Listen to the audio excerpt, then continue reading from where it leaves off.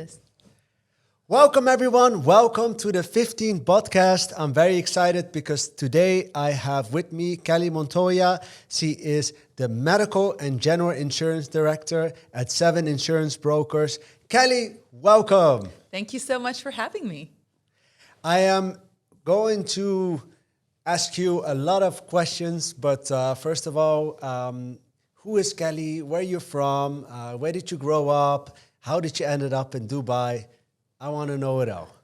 All right. So I was born to Colombian parents in the U.S. However, once they started a family, they thought it would be best to be close to their loved ones. So we moved back to Colombia, where I grew up until I was 15. So I am a Colombian child.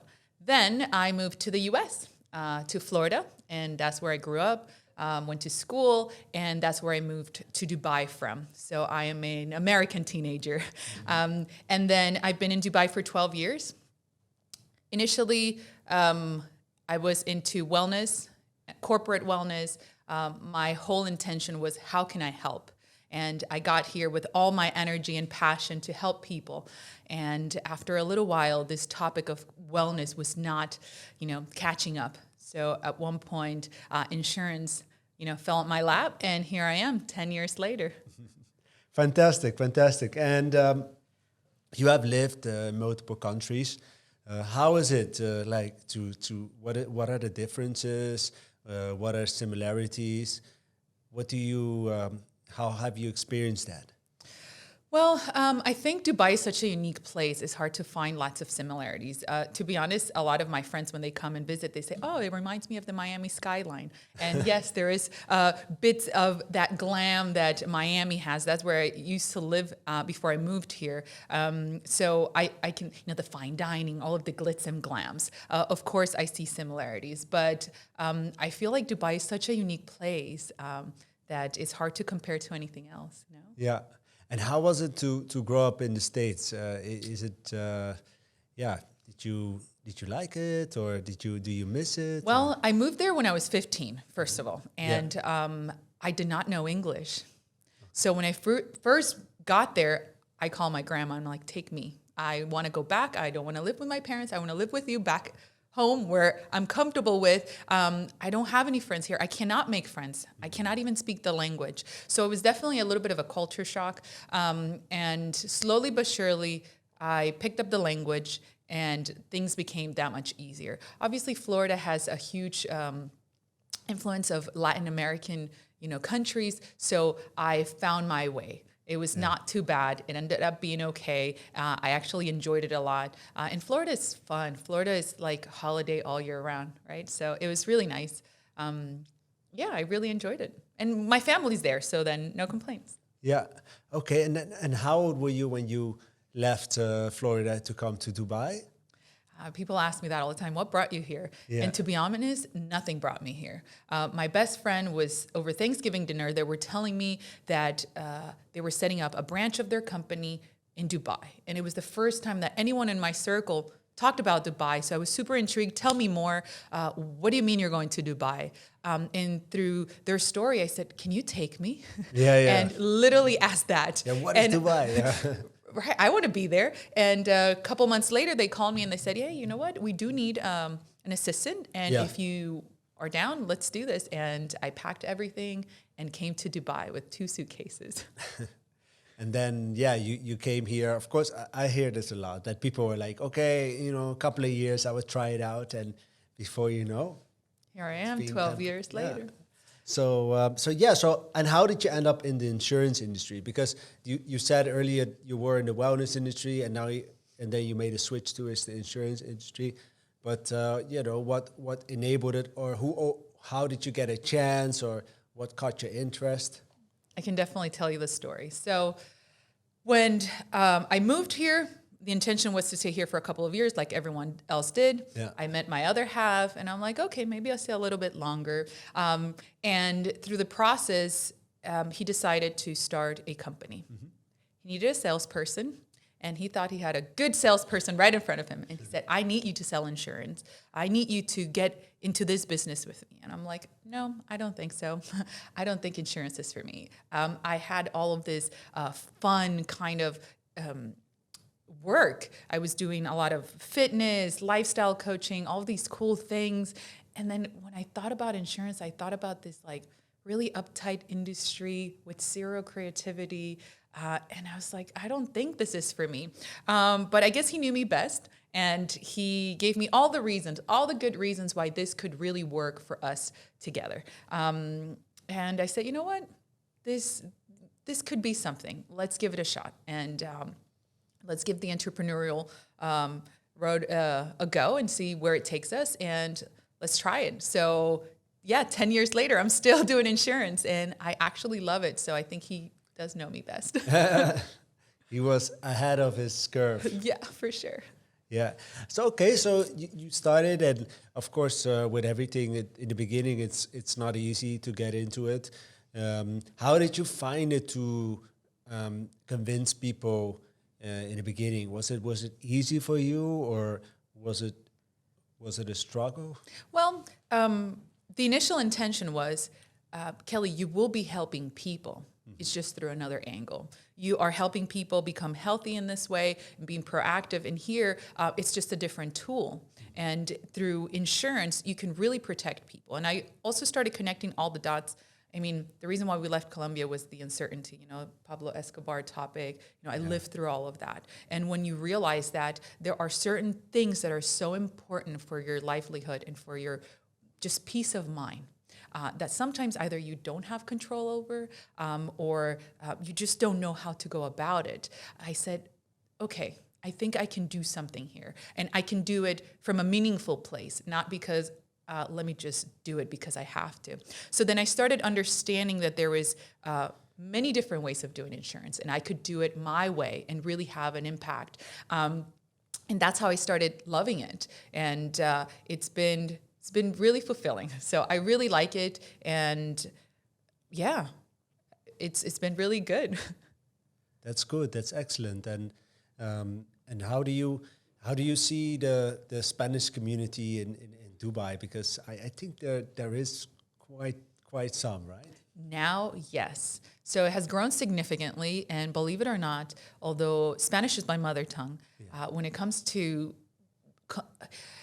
expressing complex thoughts in Spanish, I get a little bit intimidated because, like I said, I am an American teenager and a UAE professional, let's say. When I moved here, I was fairly young, I guess, and I never really had to conduct business in Spanish fully. But now it's really cool to see that this huge influx of Latin American professionals are coming, or Spanish, or whatever is the community is growing. So we have that connection right away. And yes, we have actually a lot of people on our team that speak Spanish just because of that. It has grown so much. And it's been a definitely plus. Yeah.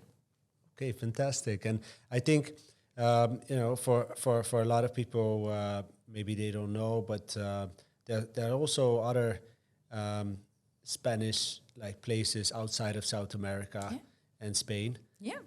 So if you add that all up together, right, it's like the second largest language in the world. It is. And it's just people that are intrigued by the language and they speak it. So once again, it's this common touch point where you can really connect with other people, with a huge amount of people. So. Yeah.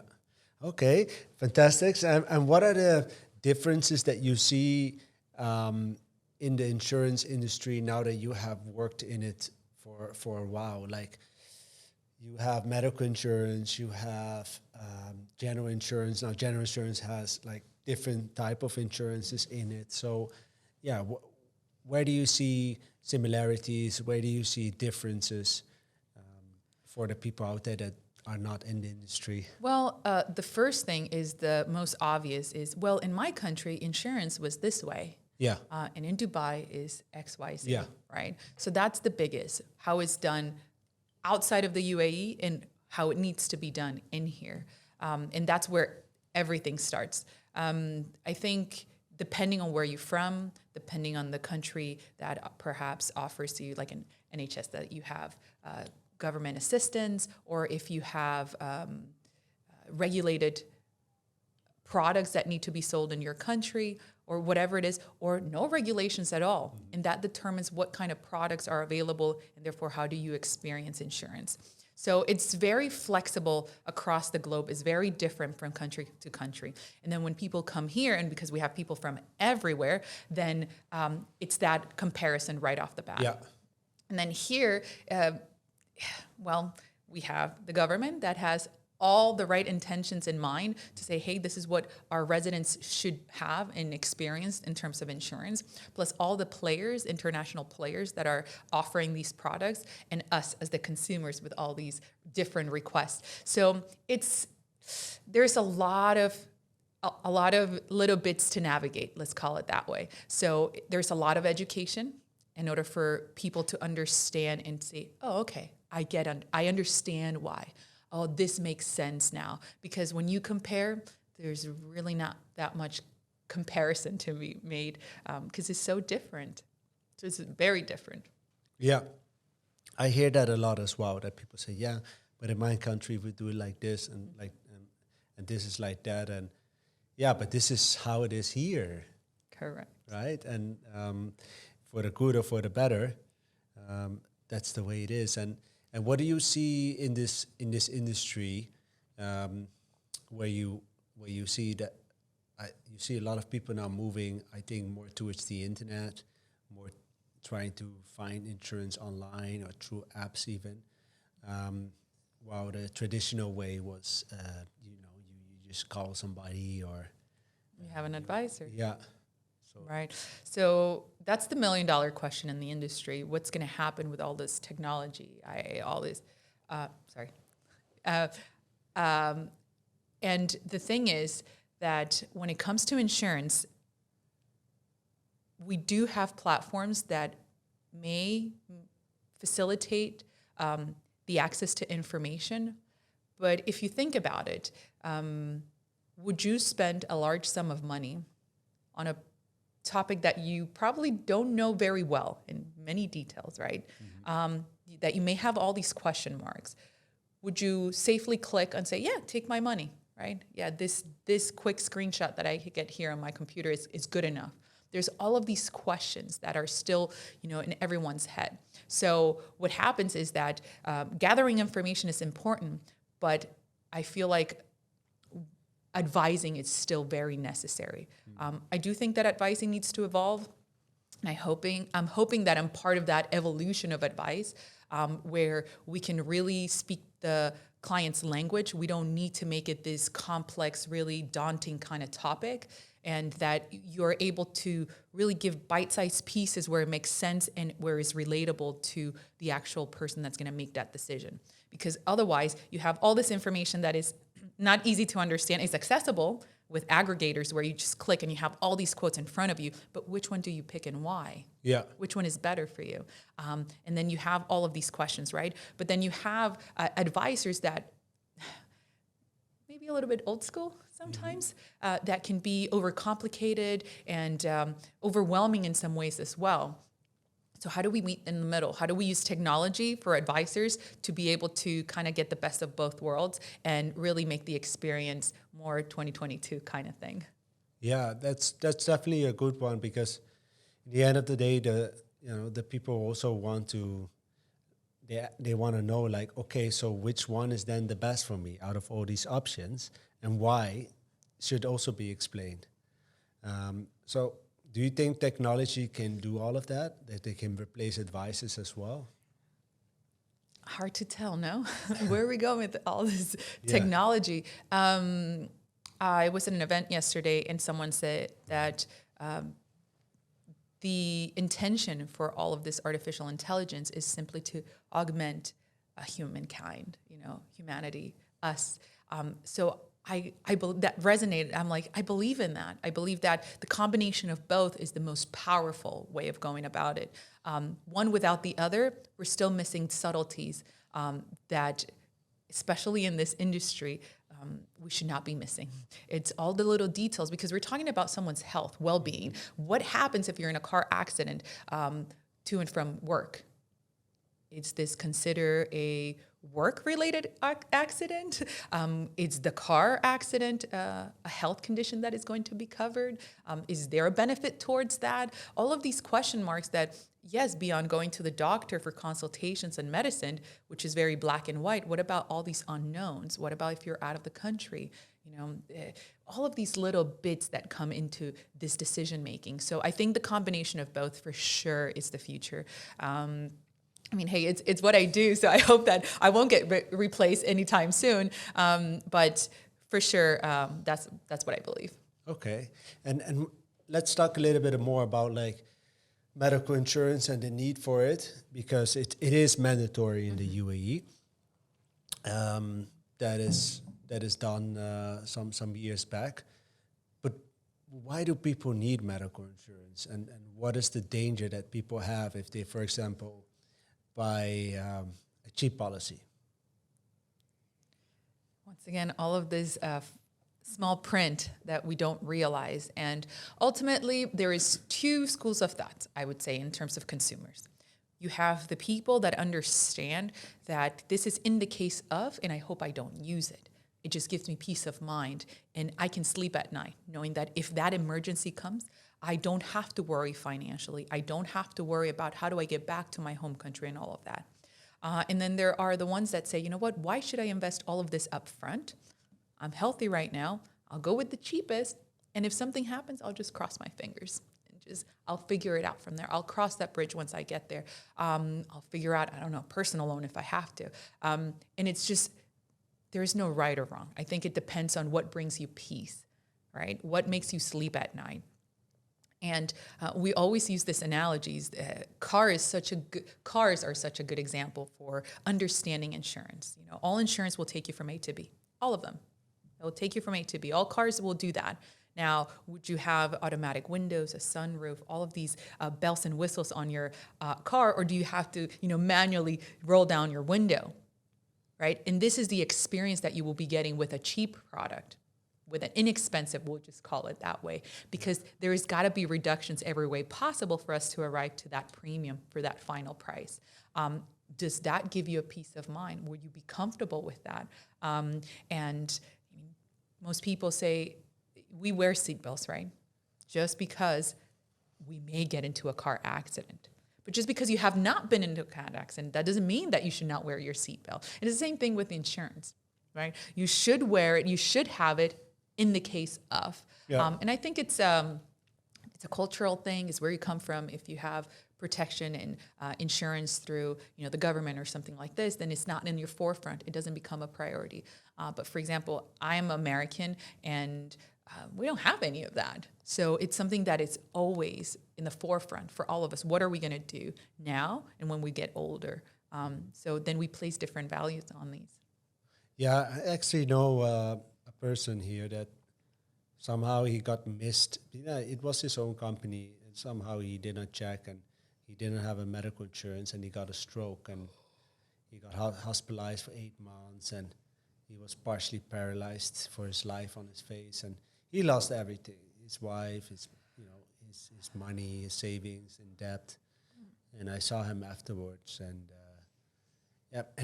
I warned him many times that he was at risk. I actually told him to take a life insurance and critical illness protection many times.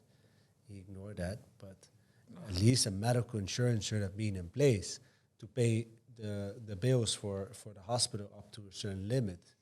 So can we talk a little bit about that? Like if something major happens, like what can a medical insurance do for you, and what are the limits in place that the policies have for the billing, and what kind of network and stuff like this exist? Well, it really depends on you. There's 1,000,001 options under the sun, combinations of what can we put together in order for you to say, this is what I need. Once again, this is what's going to give me peace of mind, because there is a lot of variables, right? So when it comes to the more comprehensive policies, they have so many benefits. For example, and this is the not so great part of my job, where we actually get to see how fragile life is and how someone needs life-threatening kind of surgery. It's now or now kind of situation. What do we do? How do we act on this? Or, people that pass away, and then what do we do with that? What's going to happen to their family? And for example, you have if let's say repatriation, if you're outside of the country and then you need to be brought back for medical needs. Mortal remains, if something was to happen to you here, but then you want to be sent back to your home country, to your family's final resting place, all of these like very, all these benefits that we don't want to think about, but they're there and that really impact your family and whoever's left behind, or in general, in terms of benefits, is something that needs to be evaluated from the beginning. This is what you would get in the case of. And it's actually your choice. You do have an option of picking and choosing how much do I want towards my hospitalization expenses? Do I want 1 million? Do I want 7 million? Do I want 14 million? What about my consultations? What is it? Do I have co-insurances? Do I want to pay a little bit out of pocket and impact my premium, reduce it? Or do I want to just pay one lump sum and say, you know what? Now on, all my medical needs are covered. So there's all these variables and things that can really impact the type of cover that you have. And it really, hence, having an advisor that can really walk you through all these details is, I believe, is super important, because then you can understand, oh, okay, unfortunately I'm in this situation, but now I know, I was educated. I know that I have this and that, plus this and that. And once again, there's so many different variables when it comes to medical insurance. Yeah, and how can education be improved in this field? First of all, just I think digesting the information and making it just plain and simple for the general public. It doesn't have to be that complicated. Yes, we use very technical jargon in the industry, but it doesn't have to be that way. Ultimately, we try to mean something that is very reasonable to understand, right? Inpatient, outpatient, what does this mean? Consultation and hospitalization. Simple, straightforward, right? All these diagnostics and things, co-insurances, co-payments. How do we make this easy to understand? And then once you see a document, once you're educated, you're like, okay, I get it. Yes, I understand what I'm reading. So once again, this comes from an advisor that is able to digest these and really explain them and put them into context. So that, and just actually having a good advisor, someone that you can pick up the phone and say, what do I do? What is this? What does this mean? What is going to happen with 1 or 2 or 3? Yeah. So that's how we're going to educate the public. I mean, at a bigger scale, we can talk about that. But if we're talking about one-to-one, as an individual trying to think, what is the best insurance for my family? I would say go into an advisor. Yeah, I mean, there's a lady I spoke with who was diagnosed with cancer. She came from Oman. She was traveling to Dubai to see a friend. And she had a travel insurance, and she thought that would cover medical emergencies. And it was from a big name. I will not say the name because of the follow-up of the story is that they did not pay her.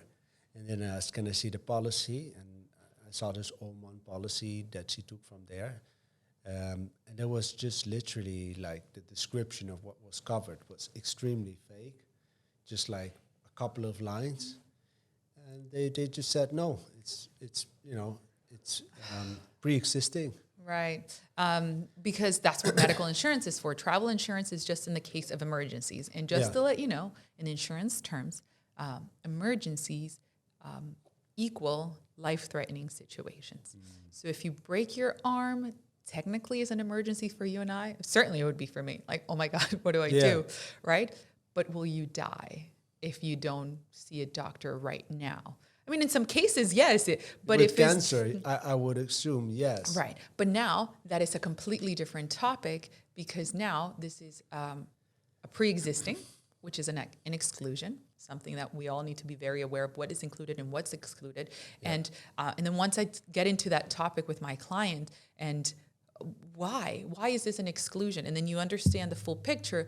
That makes sense. Okay, it's unfortunate, is the way it is, but I get it. And yes, with these major conditions, traveling with these, whether it's from policy to policy, country to country, or whatever it is, it's a difficult thing to do because of all the risk that is involved in managing and covering those conditions. Yeah. So yeah, travel insurance are best for your luggage and that kind of stuff, but not necessarily for health. Yeah, exactly. But that was she really thought she was covered for that, and so it was very sad to explain to her that that was not the understanding from the insurer, that she will have that idea. Yeah. At least that's in that case. And there was also, I had some years back a client who kept telling me that she wanted to bring her mother over for like six months or longer, and she told me, should I like buy medical insurance or not for her? I said, like, look, just look into it. It's up to you to decide. She said, well, I think travel insurance will cover anyway the medical expenses. I just said, like, make sure you read, the term and conditions, whatever you take. Because I knew about this other person, and I also shared the story with her. And then a while back, I got back in touch with this client who moved on, and she said that her mother actually got cancer as well. Same story. Flew here, was diagnosed, and she ended up paying like hundreds of thousands of dirhams out of her own pocket to save her mom, because everybody would save their mom. Of course. And it was not Any covered loved one. at all Yeah. by the travel. That's a really sensitive topic, and just going beyond the travel insurance, because that's just lack of information, right? Yeah, but because she if wanted you to knew- save money. She said that very specifically. I don't think it's worth it for me to spend on medical insurance to cover my mom, because I don't think she will need it. Now, that will come back to bite her for the rest of her life. Yeah, it is unfortunate, and we do have to write a lot of these things down because people tend to forget how they felt at that point. And then when we have an emergency and a pressing matter, an important thing, when it comes to health, you realize that truly health is your only wealth. And that's when you realize, I would do anything to get back to being healthy. What does it take, right? And I'll pay anything. Exactly. So the feelings that you have at that point are so different. And it's not a place for us to say we told you so, because they already know. But it's just not knowing. And like I said, it's a cultural thing. There's so many different factors that contribute to making that decision. And most people believe that. Hey, and I think part of it is lack of understanding and knowledge as a whole. But the other one is just that, it's okay. The chances are, therefore, I'd rather save the money. But when it does happen, I guarantee you, everyone goes through all the lengths possible to save someone's life. Yeah. And we see it all the time. For example, with pregnancies, we had a client that gave birth to premature twins, and they had over a 700,000 dirham, bill. Yeah. Because they didn't have insurance in place. We were trying to help them every way possible, but the insurance didn't cover maternity. That's not something that they were planning, and there you go. How does that change someone's life? I think education for sure is key, and also kind of putting into context in some way or another the reason why we have this, which is not very present. And I think you learn with time and age what to put more value towards. So decisions become a little bit more educated, especially when we get older and we're talking about parents, especially here in the UAE. It's a difficult topic to cover. Older population, generally speaking, there's pre-existing conditions. Therefore, the price points are really high, and there's really not much you can do. And at this point, you say, do I just uplift my life completely and take it back to another country simply because we cannot afford medical care here? So it becomes really complicated in some cases. Yeah, but I also see a mindset change happening. Like when I speak with my clients that are 60 plus, they are like their first priority is their health. Yes. And Then. yeah, and they are spending significant Correct. amount on their medical insurance. They're like, I need to put aside like this amount, and I'm like, wow, that's a lot of money. They're like, yeah, but I cannot risk. I feel that I'm more vulnerable now, Correct. and I want if something happens to me. And I actually had a client who was always well covered, and he was diagnosed with a serious illness. And he said, I was diagnosed on Monday, and by Thursday I was in Cleveland Clinic in Abu Dhabi, and I had surgery within 3 days. He said, which country would I have this? Because we were also talking about how long it takes in some countries to be treated. That's the other coin. Absolutely. And he always paid a premium of like 70 to 80,000 dirham per year. And it was absolutely worth it for him because 100%. he got quickly treated. The treatment was got back all his money that he paid, and they did not increase his premium as well. And I think that's the good thing about the region, that you do have excellent care. Yeah. So at all price points, you could definitely have the peace of mind that you're going to be well taken care of. All facilities are super well equipped. We have such a surplus of facilities. There is a clinic in every corner. So you can definitely be in best hands in no time. So that it's definitely a plus for the most part. Yeah. I have other opinions about that too, but we'll just leave it at that for now. Yeah, exactly. I mean, there's some just to give you other examples, like in some countries you need to really wait long to get a specialist, and here you can go straight away to a specialist in most cases if you have like a certain type of medical insurance. And that's good, but that can also increase the premium because then people go too fast to specialists. Education, this is the part, and that puts the user in the driver's seat when they can make these decisions, because first you're thinking, why are they charging me this much? What have I done? I don't know. Why are they charging me so much? I'm in the receiving end of this really large sum. But then once you realize that you do have a saying and how it's determined, right? How much did you use your insurance and why? Did you use it because, I have like a credit card now, like let's go check this and that, and can we check this and that and this and this and then some? How does that impact your insurance in the future? Or did you use it responsibly? Or were you conscious that if you say yes to absolutely all the medicines and then some, for no reason, that is also going to impact your insurance.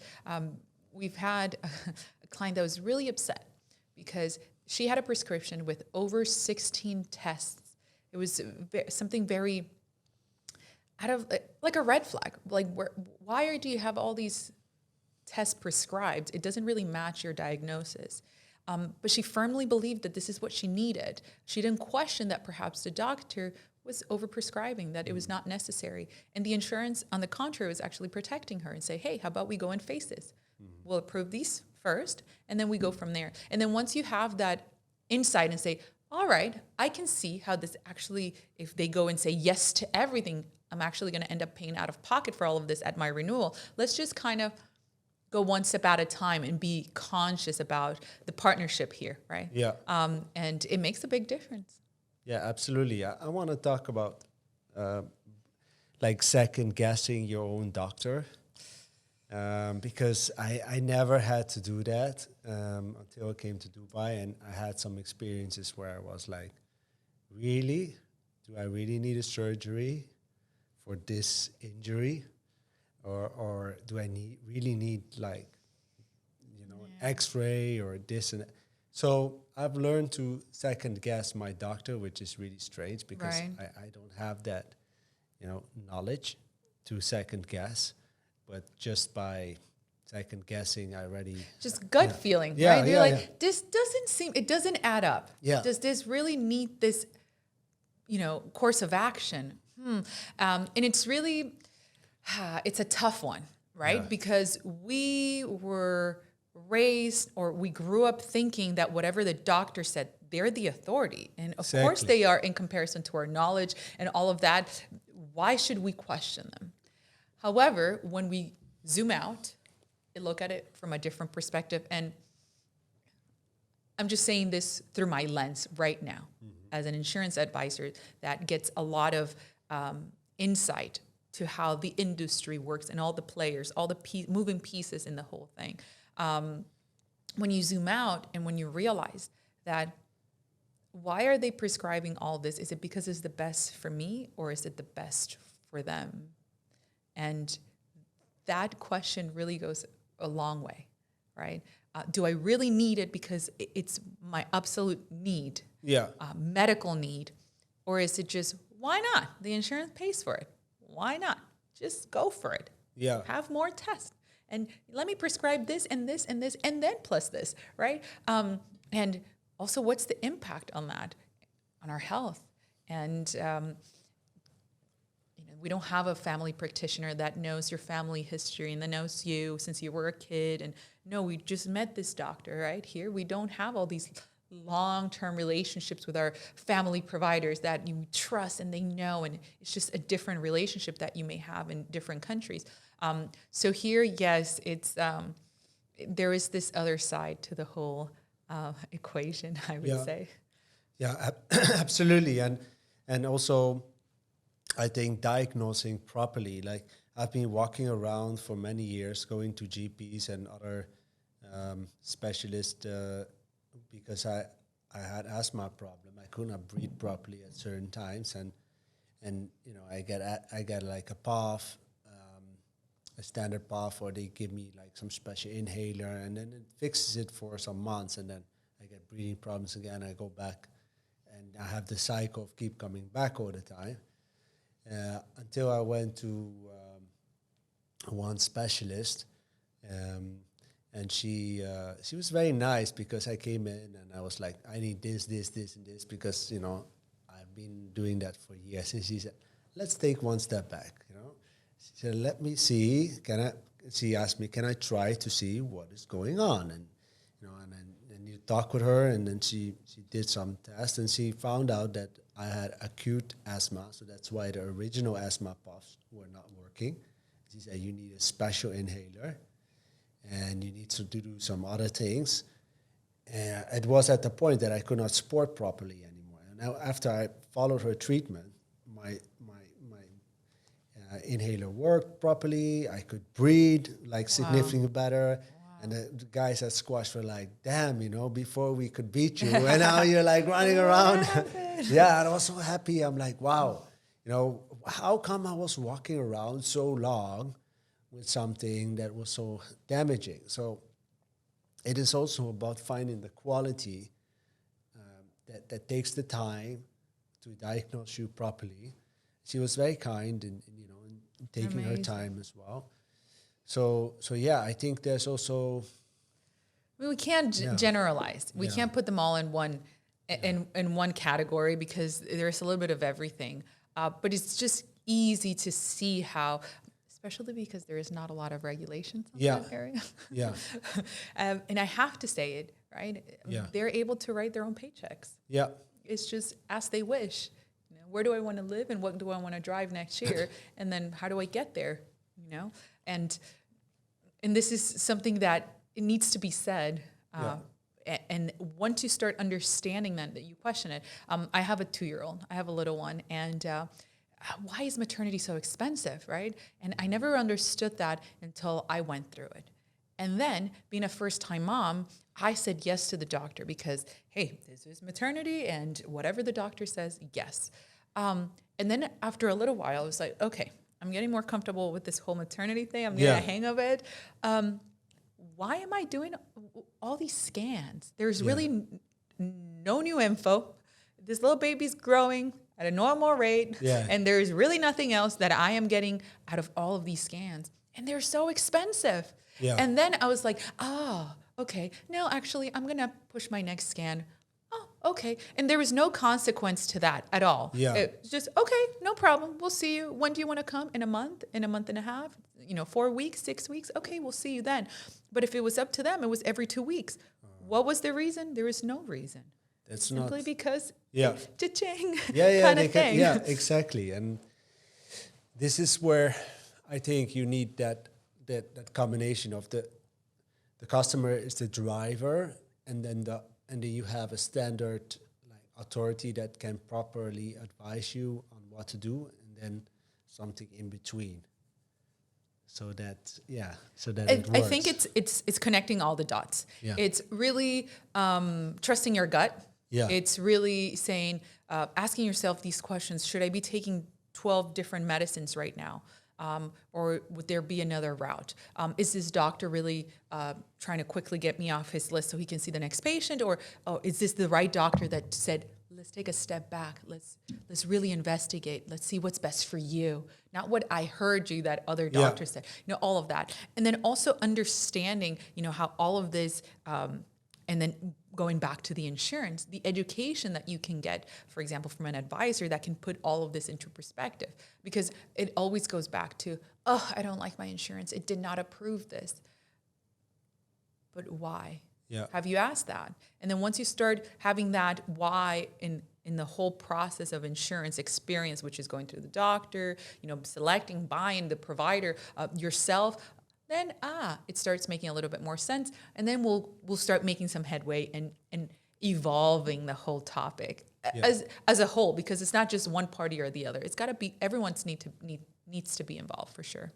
Yeah, and I found a very nice chiropractor here in Dubai who really helped me solve back pain issue that I had for a while. And when we're lying down, he's like talking to me and I'm talking with him. And one of the things that I told him, I said, I always need to pay quite a lot out of my own pocket, although I have an excellent insurance. And I was a little bit surprised about that. I told him. He said, yes, he said, because because some players in the medical insurance field don't like us. I said, what do you mean? He said, well, if you have a back pain, what do you normally take? I said, I don't know, maybe a painkiller. He said, exactly. You have pain and it doesn't get resolved, so you go to continuously have painkillers, and that is good for a certain industry. But if I get rid of it, you don't have to. That's the end of it. Yeah, exactly. So he said that's why certain players in the field don't like us, because we can solve issues, and then you will not be a customer anymore to other people. Happens. I said, oh, that's not nice, He said, yeah, but that's just the way it works. So that's why we are not covered in most packages, and if we are covered, we only a percentage covered.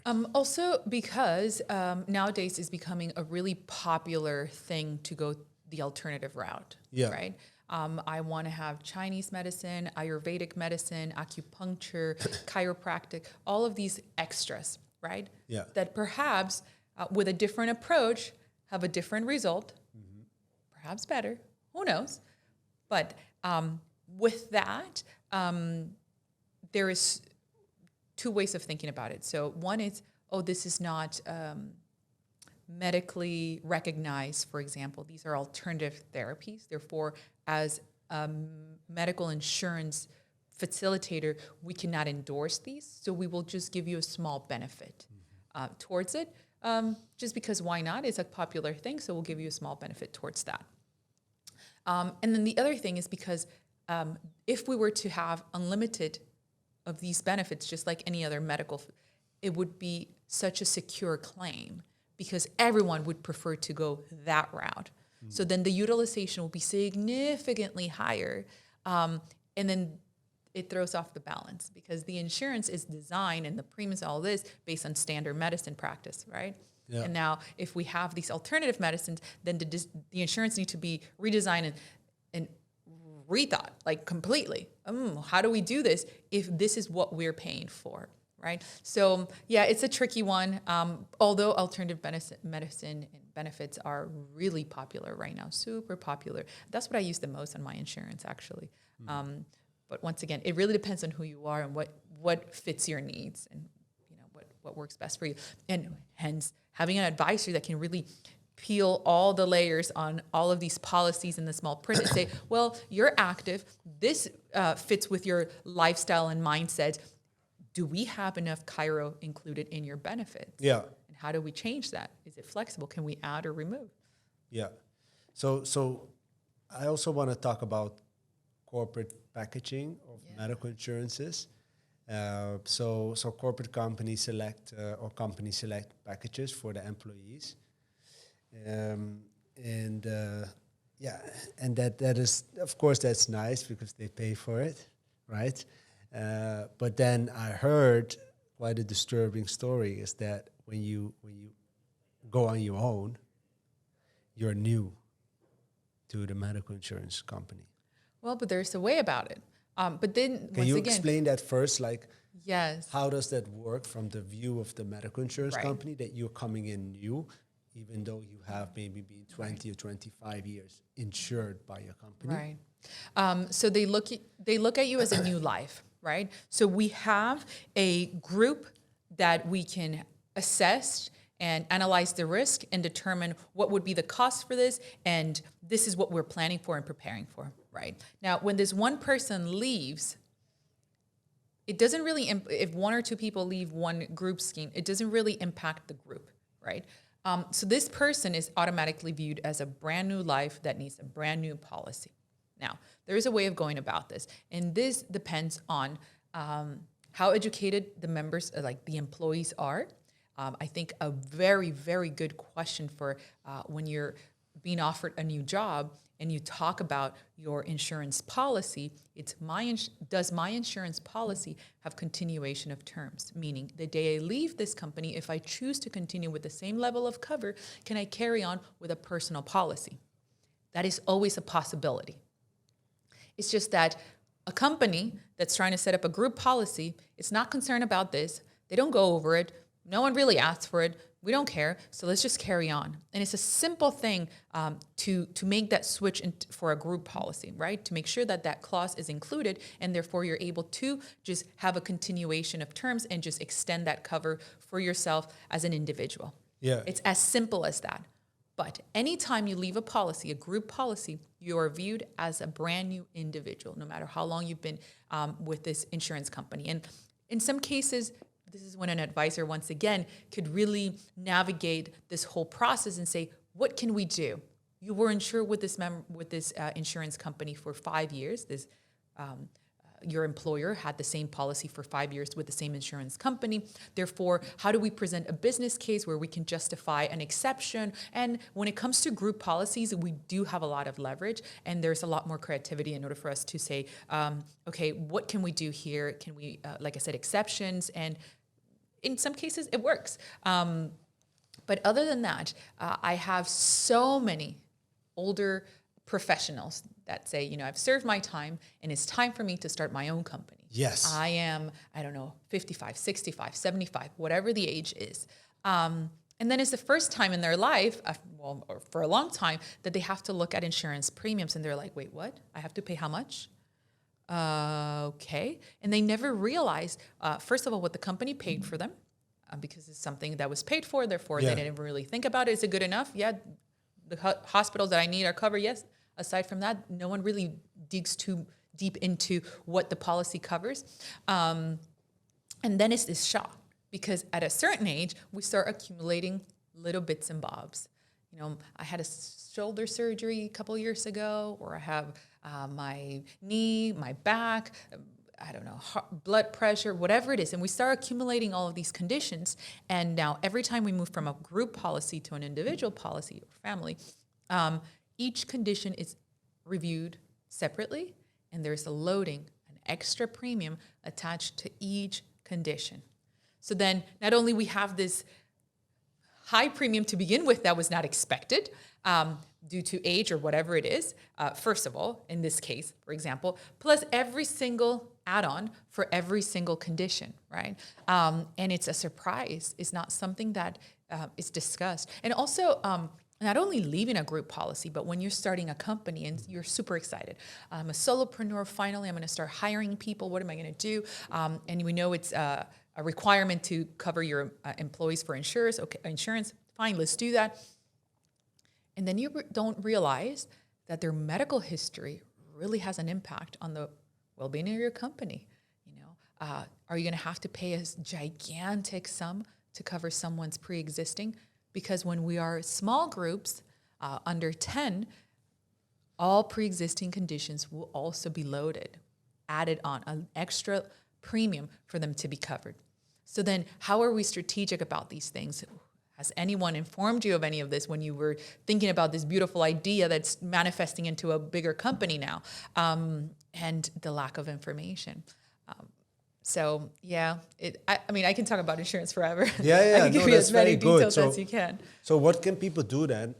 Because a lot of people want to either work for themselves once they leave the company, or they want to stay in Dubai or in the UAE. That happens a lot as well.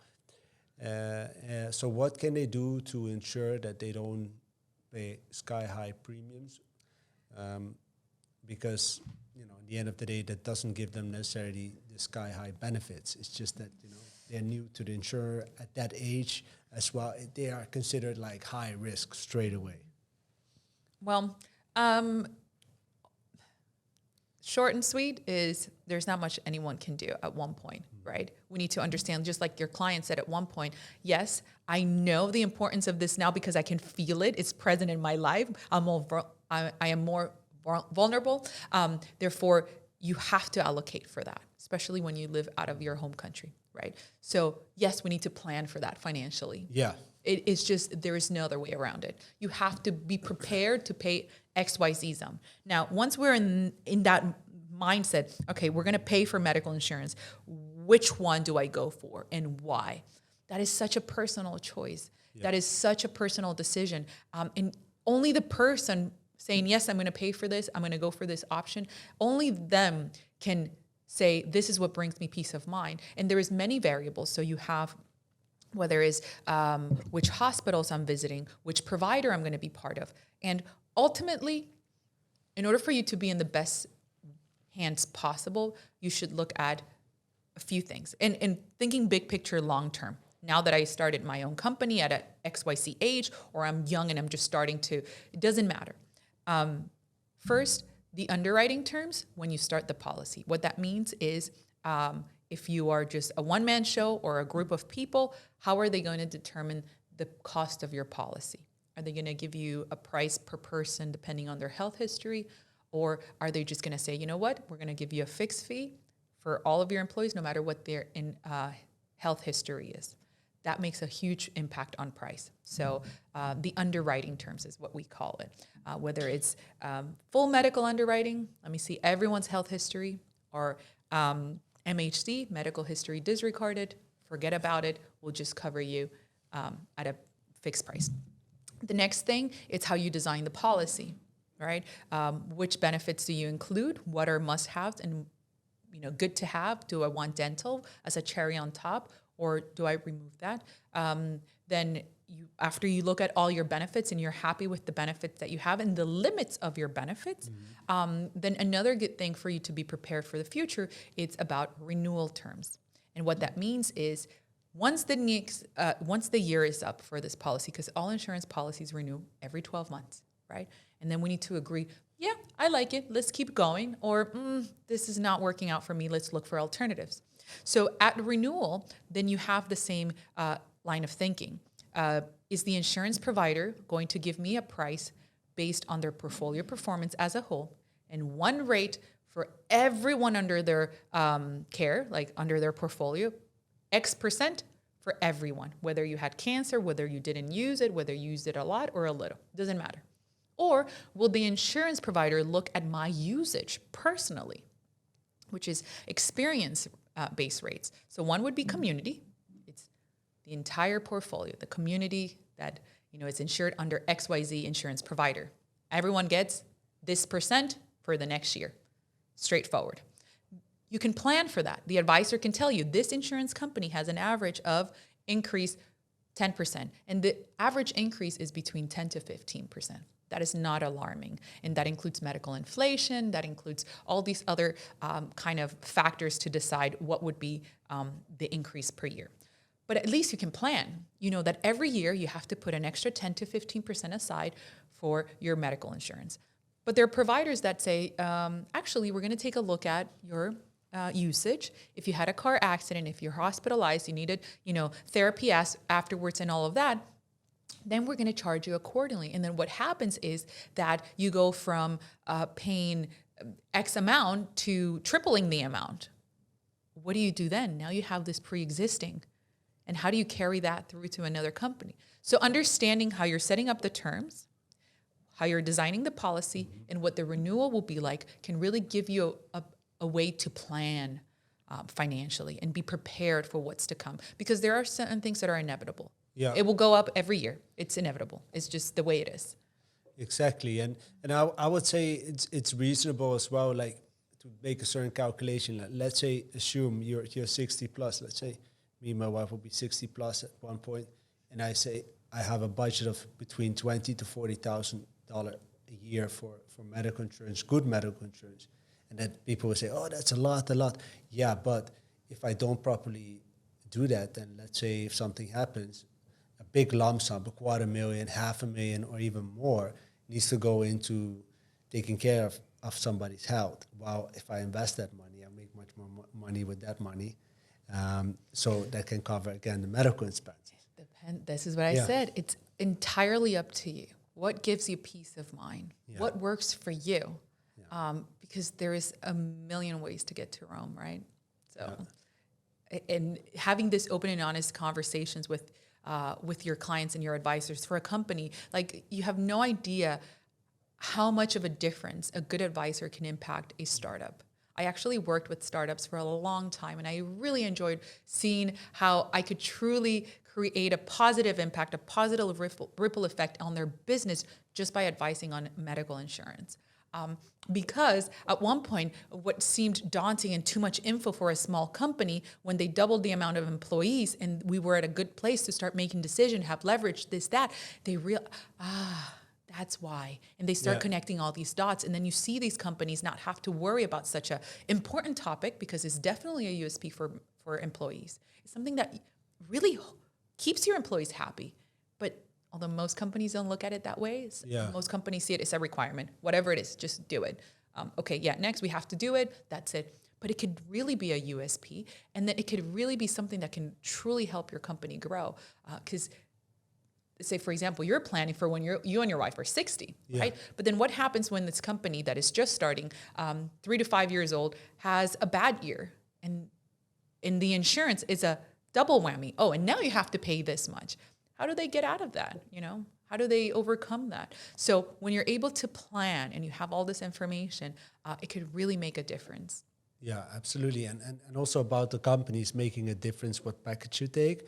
I was once speaking with the managing director of an international company, and he said he took his advisor, gave him medical insurance for his company, and he said, take this one, and he just took it, and he said it was very cheap. It was a new play in the market, and I said, did you ask him to get a cheap policy? He's like, no, we can afford better, but his mistake was that he just took it, and then he said 2 of his employees were denied treatment as pre-existing, and he said they really struggled and they needed proper treatment, and getting them on the next plan as well was extremely difficult. But then they got like a better broker the second time, and they fixed a lot of problems. But he said it really made an impact on his team, because they felt like, in the end, he was responsible, and he took the wrong decision by going for a cheap product that also ended up giving cheap solutions. One good tip for companies is one direct factor that impacts employee satisfaction. So when you're designing a policy for your group, one thing that is, I would call it low-hanging fruit, that can really impact the satisfaction of your employees, it's where can they use the insurance? Mm-hmm. And although this also impacts price, but it's something that employees feel well taken care of when I can just know that I go here 2 blocks from my house and I have a facility that I can go to because that's where I like going. It's close, it's convenient, and it's all of that. Instead of having to drive all the way to the other side of town, make a line, whatever it is, if I am ill, that's the last thing I want to do, right? So the network is a really good thing that sometimes you can compensate. What if we remove these alternative benefits? The benefits are not too big. They're just cherries on top. What if we remove dental, for example, which can impact premium a lot, but we focus on what employees are going to feel like, oh, this is good. I like it. I am taken care of. This facilities around my house, right? So network it's a good one to think about always when you're trying to design a policy, because it can have a huge positive effect. And what do you think is the direction of this industry? What do you think is the outlook for the coming 5 to 10 years? Well, the market is shrinking significantly. So the players, the options available are so little in comparison to what it was a while ago. So a lot of merging of insurance providers, a lot of from international providers coming together, local providers coming together. So the products are going to look a little bit different. And in some ways, we could hope for a positive impact on that. If we only have 5 players and these 5 players are catering to the market, we can push and pull and press, buttons in order for us to get something that is more beneficial as a whole for the big picture. But that's just speculation. I hope that's the case. New players come into the market all the time. Would that be the case? I'm not sure. The other thing is regulations. That's a very interesting one, and I think that is going to shape the landscape significantly, because I think it's been rolled out from employers having this